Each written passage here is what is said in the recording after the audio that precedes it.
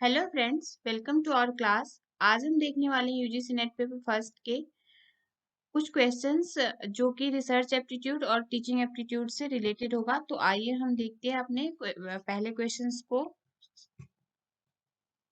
Teachers uses visual aids to make learning simple, knowledgeable, quicker and interesting। Teacher visual aids को क्यों use करता है? Learning को simple बनाने के लिए, या मोर नॉलेजेबल बनाने के लिए, या जल्दी जल्दी फिनिश करने के लिए करता है, या इंटरेस्टिंग बनाने के लिए करता है? तो विजुअल एड्स को टीचर यूज करता है क्लासरूम में सब्जेक्ट को इंटरेस्टिंग बनाने के लिए, लर्निंग को इंटरेस्टिंग बनाने के लिए विजुअल एड्स का यूज होता है। तो इसका सही आंसर क्या होगा? Option number D is the correct answer. Next देखते हैं। The teacher's role at the higher educational level is to. Higher educational level पे टीचर का क्या रोल होता है? Provide information to the student. क्या स्टूडेंट को इन्फॉर्मेशन प्रोवाइड करवाना ही टीचर का रोल होता है हायर एजुकेशन लेवल पे? इस पे बहुत ध्यान देने की जरूरत है कि कौन सा एजुकेशनल लेवल पूछा गया है। तो हायर एजुकेशनल लेवल पे provide information to the students नहीं। Promote self learning in students, हम नेक्स्ट भी देख लेते हैं।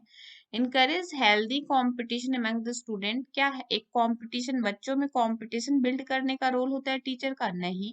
Help student to solve their personal problem, क्या बच्चों के पर्सनल प्रॉब्लम को सॉल्व करने के लिए टीचर होता है हायर एजुकेशनल लेवल पे? तो ये भी नहीं होगा। इसका सही आंसर क्या होगा? Promote self learning in student. जैसे हम लेवल्स ऑफ टीचिंग में जब हमने पढ़ा था, मेमोरी लेवल, अंडरस्टैंडिंग लेवल और रिफ्लेक्टिव लेवल, वहां हमने ये पढ़ा था कि टीचर हायर एजुकेशनल लेवल पे क्या करता है? स्टूडेंट में सेल्फ लर्निंग की प्रोसेस को प्रमोट करता है। तो promote self learning in student, इसका सही आंसर क्या होगा? Option number B is the correct answer. Next देखते हैं हम। Which one of the following teachers would you like the most? कौन से ऐसे टीचर को आप बहुत ज्यादा पसंद करोगे? ऑप्शन है पहला, जो पंक्चुअल हो। दूसरा, बी हैविंग रिसर्च एप्टीट्यूड, जो रिसर्च एप्टीट्यूड रखता हो। तीसरा, loving and having high high idealistic philosophy, जो आदर्शवादी हो और बहुत ही प्यारा हो। या who often amuse his student, या वह टीचर जो हमेशा अपने बच्चों को खुश रखने की कोशिश करता हो। तो आप बताओ कि आप कौन से ऐसे टीचर को बहुत ज्यादा पसंद करोगे? तो इसका सही आंसर क्या होगा? इसका सही आंसर होगा option number B is the correct answer. Having research aptitude, जो रिसर्च की अभिक्षमता रखता हो वो टीचर बहुत ही ज्यादा पसंद करने योग्य है, बहुत ही अच्छा टीचर माना जाता है। नेक्स्ट देखते हैं हम question. Micro teaching is the most effective for the student teacher. एक स्टूडेंट टीचर के लिए माइक्रो टीचिंग कब मोस्ट ज्यादा इफेक्टिव हो जाता है? During the practice teaching, after the practice teaching, before the practice teaching, या नन ऑफ द अबव। तो एक माइक्रो टीचिंग होता है, एक मैक्रो टीचिंग होता है। तो माइक्रो टीचिंग में क्या होता है? एक छोटे ग्रुप समूह को छोटे टाइम पीरियड के लिए पढ़ाना माइक्रो टीचिंग होता है। मैक्रो टीचिंग होता है पूरे क्लास को वन टाइम, एक लॉन्ग टाइम पीरियड के लिए पढ़ाना, यानी जैसे 45 मिनट्स का सेशन हो गया, ये पूरे क्लास को जाके लेक्चर डिलीवर करना मैक्रो टीचिंग होता है, MACRO। और माइक्रो टीचिंग क्या होता है? छोटे टाइम पीरियड के लिए पढ़ाना बच्चों को छोटे ग्रुप समूह में। तो ये कब ज्यादा इफेक्टिव होता है? क्या after the practice teaching, teaching practice के बाद होता है, या बिफोर, उसके पहले ही होता है, टीचिंग प्रैक्टिस शुरू करने से पहले होता है? नहीं, ड्यूरिंग, जब आप टीचिंग प्रैक्टिस कर रहे होते हो तब ये ज्यादा इफेक्टिव होता है। तो इसका सही आंसर क्या होगा? Option number A is the correct answer. Next देखते हैं। Which is the least important factor in teaching? सबसे कम महत्व वाला फैक्टर कौन सा तथ्य, कौन सा है टीचिंग में? देखते हैं ऑप्शन क्या क्या है। Punishing the student, maintaining discipline in the class, lecturing in impressive way, drawing sketch and diagram on the blackboard। तो इसमें हम ऑप्शन को क्या स्टूडेंट को पनिशमेंट करना सही बात होता है? लीस्ट इंपॉर्टेंट दिया हुआ है। यहाँ पे इस बात का ध्यान रखना है कि क्वेश्चन कैसे पूछे। कई बार स्टूडेंट, क्योंकि टाइम बहुत कम होता है, 50 मिनट्स में 60 मिनट्स में हमें 50 क्वेश्चंस करने होते हैं, और क्वेश्चंस काफी ही अच्छे, उसमें अच्छे उससे पूछा जाता है, डीपली पूछा जाता है। तो इसमें हम क्वेश्चन को बहुत अच्छे से ध्यान से पढ़ेंगे यूजीसी नेट के लिए। Which is the least important factor in the teaching? Least important मतलब सबसे कम है, तो यानी कि उसकी वो जो इग्नोरेंस लेवल तक है, कौन सा है? Maintaining discipline in the classroom, नहीं, क्लासरूम में डिसिप्लिन मेंटेन करना जरूरी होता है। लेक्चरिंग इन इम्प्रेसिव वे, अपने लेक्चर को, अपने बातों को इम्प्रेसिव वे में कहना, इंटरेस्टिंग वे में कहना बच्चों तक एक अच्छा मैसेज पहुंचाता है, सही है। Drawing sketches and diagram on the black board, black board जब हम बच्चे को पढ़ा रहे होते हैं तो अगर ब्लैक बोर्ड से हम ड्रॉ करके जो पढ़ा रहे होते हैं वो समझाते हैं डायग्राम बना के, तो ये और इफेक्टिव होता है। तो ये मोस्ट इंपॉर्टेंट में चला जाएगा। हम लीस्ट इंपॉर्टेंट पूछ रहे हैं यहाँ पे, तो लीस्ट इंपॉर्टेंट का मतलब होता है पनिशिंग द स्टूडेंट को हम क्लासरूम में प्रमोट नहीं करते। तो इसका सही आंसर क्या होगा? Option number A is the correct answer. Next देखते हैं। To test null hypothesis a researcher use. अब ये रिसर्च एप्टीट्यूड का क्वेश्चन आ गया। जो बच्चे यूजीसी पेपर फर्स्ट में यूनिट 2 का ये क्वेश्चन है, और जो बच्चे यूजीसी नेट को एजुकेशन से सब्जेक्ट से देना चाहते हैं, यानी 09 कोड नंबर 09 से देना चाहते हैं, उनके लिए ये मोस्ट इंपॉर्टेंट क्वेश्चन है। To test null hypothesis a researcher use. Null and alternative hypothesis होता है किसी भी रिसर्च प्रॉब्लम में। तो जब हम रिसर्च एप्टीट्यूड पढ़ेंगे तब इस क्वेश्चंस को, इस सारे research null hypothesis, alternative hypothesis क्या होता है, इन सब चीजों के बारे में पढ़ेंगे। हम अब इसका आंसर देख लेते हैं।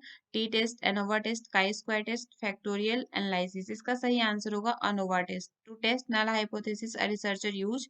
नल हाइपोथेसिस को यूज करने, नल हाइपोथेसिस को देखने के लिए, टेस्ट करने के लिए कौन सा रिसर्चर कौन सा टेस्ट यूज करता है? अनोवा टेस्ट यूज करता है। तो इसका सही आंसर क्या होगा? Option number B is the correct answer. जब हम रिसर्च एप्टीट्यूड पढ़ेंगे तो टी टेस्ट क्या होता है, एफ टेस्ट क्या होता है, काई स्क्वायर टेस्ट क्या होता है, हम पढ़ेंगे उसको डिटेल में।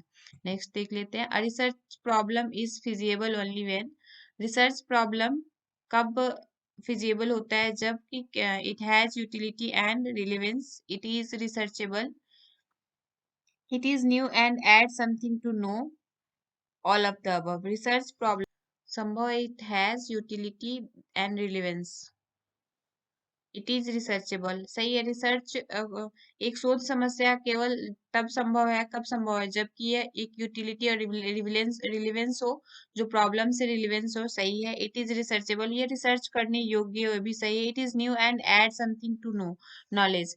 किसी भी रिसर्च में कुछ नया हमें ऐड करना होता है तब भी हमें रिसर्च की जरूरत होती है। तो ये इसका सही आंसर क्या होगा? All of the above is the correct answer. देखते हैं आंसर क्या है। D is the correct answer, right. Next देखते हैं। Bibliography given in a research report. Bibliography research report में क्यों दिया जाता है बच्चों? Show vast knowledge of the researcher. अरे नहीं, नॉलेज को वास्ट और नॉलेज को शो करने के लिए बिब्लियोग्राफी हम नहीं देते हैं। Help those interested in further research, has no relevance to research, all of the above. तो इसका फर्स्ट भी नहीं होगा, सी और डी भी नहीं होगा। Helps those interested in the future research. हम किसी भी रिसर्च में, किसी भी रिसर्च, जो रिसर्च लिखते हैं, रिसर्च एथिक्स होते हैं, जो रिसर्च रिपोर्ट होते हैं, उसमें हम बिब्लियोग्राफी देते हैं। क्यों देते हैं? Help those interested in future, जो फ्यूचर में कोई स्टूडेंट रिसर्च करने पे या वो सेम टॉपिक को आगे बढ़ाने के लिए, आगे रिसर्च करने के लिए इच्छुक हो, उसके लिए हम बिब्लियोग्राफी का यूज करते हैं। तो इसका सही आंसर क्या होगा? Option number B is the correct answer. Next देख लेते हैं।